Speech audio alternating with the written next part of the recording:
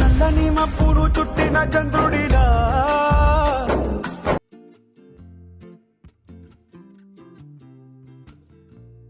గాలిలో పడి పడి లేచే.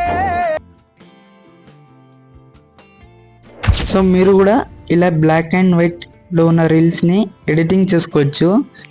ఎలా షూట్ చేసుకోవాలో ఒక కంప్లీట్ వీడియో ట్యూటోరియల్ నేను చేస్తా. 50 లైక్స్ టార్గెట్ని మీరు 50 లైక్స్ చేస్తే కనుక నేను ఖచ్చితంగా ఒక ఫుల్ లెంత్ ట్యూటోరియల్ అనేది చేస్తా. సో ఇంకా లేట్ చేయకుండా బ్లాక్ అండ్ వైట్లో ఉన్న లిరిక్స్ని ఎలా ఎడిట్ చేసుకోవాలో చూద్దాం. ఫస్ట్ అయితే ఇంట్రో చూడండి.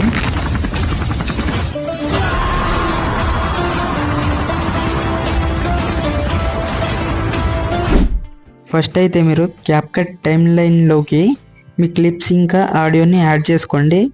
సో క్లిప్స్ ఇంకా ఆడియోస్ని యాడ్ చేయడం నేను చాలా వీడియోస్లో చెప్పాను అనమాట, ఎలా యాడ్ చేసుకోవాలని.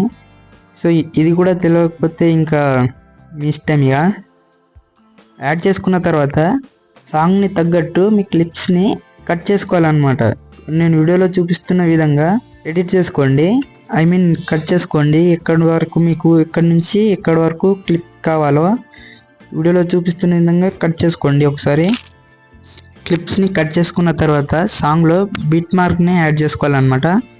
సాంగ్ మీద ట్యాప్ చేయండి. ట్యాప్ చేస్తే మీకు కింద చాలా ఆప్షన్స్ అనేవి వస్తాయి. సో సాంగ్ మీద ట్యాప్ చేసిన తర్వాత స్క్రోల్ చేస్తే ఇక్కడ బీట్స్ అని వస్తుంది కదా, సో బీట్స్ మీద ట్యాప్ చేయండి. ట్యాప్ చేసి ఎక్కడి నుంచి మీకు కరెక్ట్గా సింక్ అవుతుందో బీట్స్, ఇక్కడ నుంచి ఇంకో క్లిప్ వస్తే బాగుంటుంది అనిపిస్తుంది కదా, సో అక్కడ వరకు అయితే సాంగ్ని వినుకుంటూ బీట్స్ మార్క్ని యాడ్ చేసుకోండి. సో బీట్ మార్క్ యాడ్ చేసుకున్న తర్వాత క్లిప్ మీద ట్యాప్ చేయండి. ట్యాప్ చేస్తే మీరు బీట్ ఎక్కడి వరకు యాడ్ చేసుకున్నారో అక్కడ వరకు మనం క్లిప్ని స్లో మోషన్ చేసుకోవాలన్నమాట. సో ఒకసారి క్లిప్ మీద ట్యాప్ చేసి కింద మీకు స్పీడ్ ఆప్షన్ వస్తుంది, దాని మీద ట్యాప్ చేసి కర్వ్లోకి వచ్చేసి కస్టమ్ మీద ట్యాప్ చేయండి. సో ఈ విధంగా మీకు ఒక ప్యానెల్ అనేది ఓపెన్ అవుతుంది. సో మీరు ఎక్కడి నుంచి మీ క్లిప్ని స్లో మోషన్ చేసుకోవాలనుకుంటున్నారో సో అక్కడి వరకు అయితే స్లో మోషన్ చేయండి. బీట్ ఇక్కడ వరకు నా బీట్ వచ్చింది, సాంగ్ అనేది స్లో మోషన్ ఎక్కువైంది, సో ఇక్కడ వరకు కట్ చేసుకుంటున్నా. సో ఈ ప్రాసెస్సే అన్ని క్లిప్స్కి అప్లై చేసుకోవాలన్నమాట. సో నేను చెప్పేది ఏంటిదంటే బీట్ మార్క్స్కి తగ్గట్టు మన క్లిప్స్ని స్లో మోషన్ చేసుకోవాలి. స్లో మోషన్ చేయకపోతే వీడియో అనేది బాగా రాదనమాట.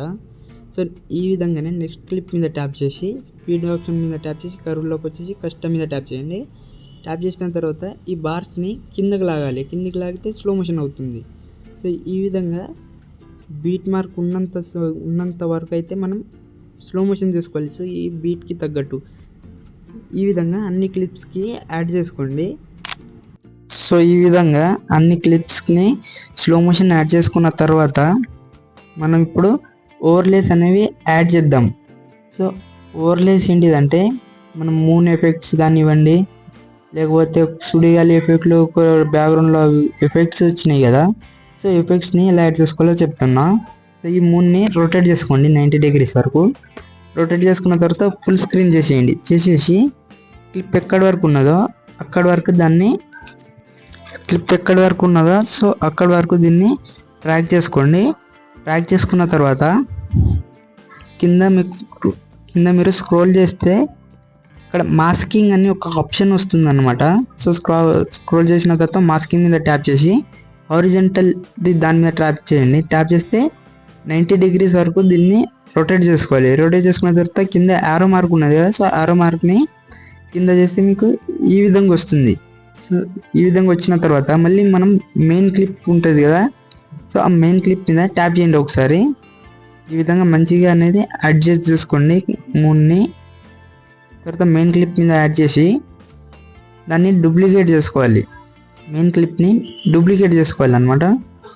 సో డూప్లికేట్ చేసుకున్న తర్వాత మళ్ళీ ఆ క్లిప్ మీద ట్యాప్ చేసి కింద స్క్రోల్ చేస్తే మీరు ఓవర్లే అనే ఆప్షన్ వస్తుంది. సో ఆ ఓవర్లే మీద ట్యాప్ చేసి దీన్ని స్టార్టింగ్లోకి తీసుకురండి. వీడియో స్టార్టింగ్లోకి తీసుకొచ్చిన తర్వాత మళ్ళీ ఆ క్లిప్ మీద ట్యాప్ చేసి స్క్రోల్ చేస్తే మీరు రిమూవ్ బిజీ వస్తుంది, దాని మీద ట్యాప్ చేసి ఆటో రిమూవల్ మీద ట్యాప్ చేయండి. సో దానికి అదే బ్యాక్గ్రౌండ్ అనేది రిమూవ్ చేసుకుంటుంది. బ్లాక్ అండ్ వైట్లోకి అయితే మనకి కన్వర్ట్ అయితే అయిపోతుంది అనమాట వీడియో. సేమ్ ప్రాసెస్ ఈ క్లిప్కి కూడా చేద్దాం. సేమ్ ప్రాసెస్ అన్నమాట అన్నిటికీ. సో ఇక్కడ ఒక ఎఫెక్ట్ని యాడ్ చేసుకోవాలి.